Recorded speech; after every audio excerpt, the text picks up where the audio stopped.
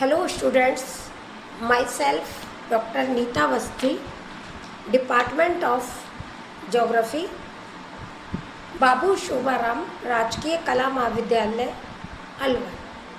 बच्चों, आज हम दक्षिण एवं दक्षिण पूर्व एशिया के संदर्भ में भारत के विषय में बात करेंगे। भारत की पहले स्थिति अपन देखते हैं। भारत दक्षिण एवं दक्षिण पूर्वी एशिया के प्रमुख परिमंडलों में आवर्त ग्लोब के बड़े भाग पर स्थित है।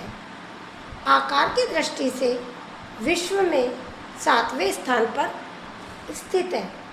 भारत का क्षेत्रफल 32,87,263 वर्ग किमी है, जो कि संसार के कुल क्षेत्रफल का 2.42% है।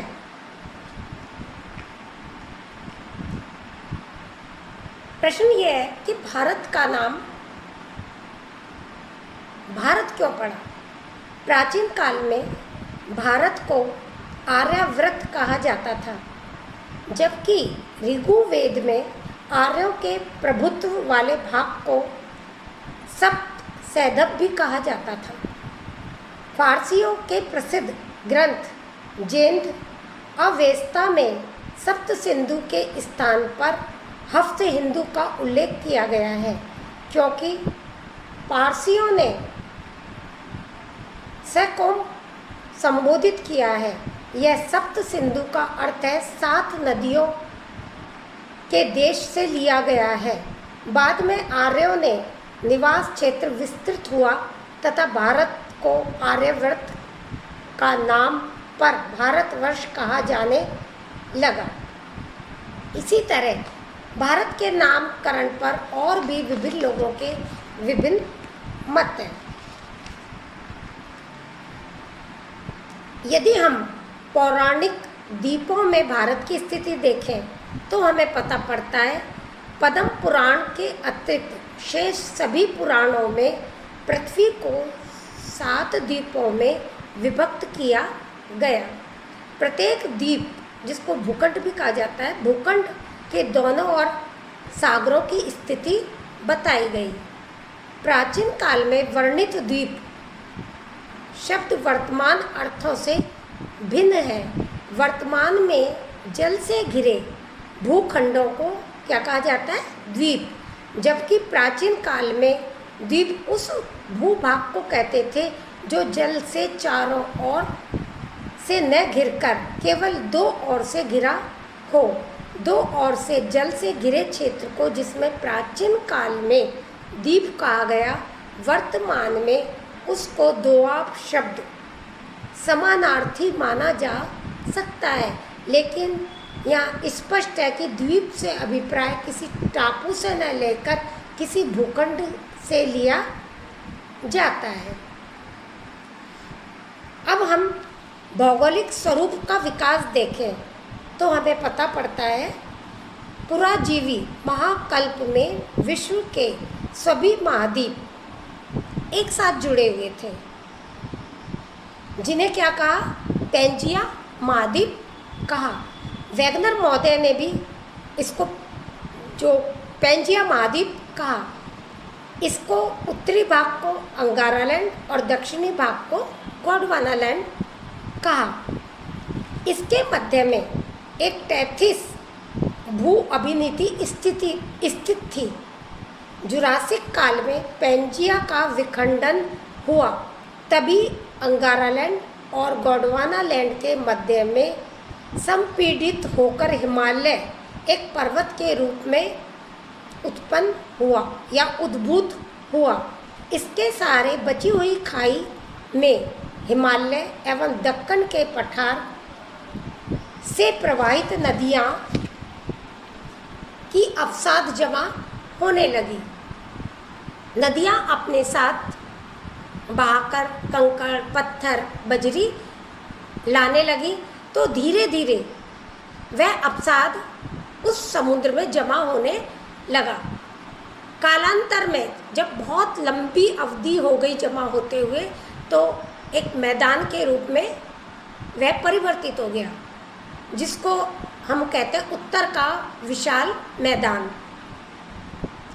इसी प्रकार दक्कन का पठार नीचे की ओर बना। दक्कन के पठार की रचना इयोसिन काल में हुए लावा के दरारी उद्गार से हुई। इस प्रकार भारत की एक अनूठी या अनोखी भौतिक रचना के रूप में आज लगभग 10 लाख वर्ष पूर्व विकसित हुआ। कालांतर में धीरे धीरे यहाँ की भू आकार के अनुसार अनेक प्राकृतिक घटकों जैसे वनस्पति, मृदा का यहाँ विकास हुआ।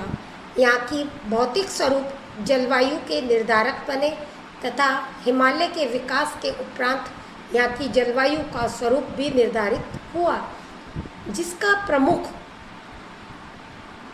प्रभाव प्राकृतिक वनस्पति, मृदा के निर्माण, कृषि के विकास पर पड़ा।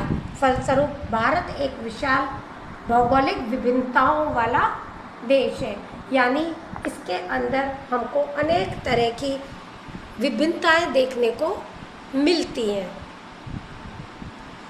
इसी तरह भारत का जब हम राजनीतिक विकास देखते हैं तो हमें पता पड़ता है स्वतंत्रता प्राप्ति से पूर्व भारत का राजनीतिक इतिहास परिवर्तनशील रहा है, लेकिन स्वतंत्रता के बाद देश में इसकी दृष्टि से अनेक परिवर्तन हुए, जिसके कारण देश की भौगोलिक, आर्थिक व सामाजिक स्वरूप बदलता रहा। 26 जनवरी 1950 को भारत में लोकतंत्रीय गणराज्य की स्थापना हुई। जब नवीन संविधान लागू हुआ तब भारत राज्यों का संघ बना। स्वतंत्रता प्राप्ति के दौरान भारत में 552 देशी रियासतें, जिसको हम स्वतंत्र देशी राज्य भी कह सकते हैं, थे, जिसके बाद में 216 राज्य में विलय कर प्रांत बनाए गए। वे 61 राज्यों को मिलाकर 7 केंद्र शासित प्रदेश बनाए गए। इसी प्रकार 275 छोटे राज्यों को राजस्थान, मध्य प्रदेश, केरल में मिला दिया गया। देश में इन छोटे राज्यों का एकीकरण में भाषा, संस्कृति एवं भौगोलिक बाधा बने। बाद में इन्हीं तत्वों के आधार पर एकीकरण के लिए दिसंबर में 1953 में राज्यों की पुनर्गठन आयोग की स्थापना की गई। इस तरह हम भारत का राजनीतिक स्वरूप हमको देखने को मिलता है। तो इस तरह आज अपन ने भारत के ये आपके दक्षिण एवं पूर्वी एशिया के संदर्भ में भारत की स्थिति की जानकारी मैंने आपको दी।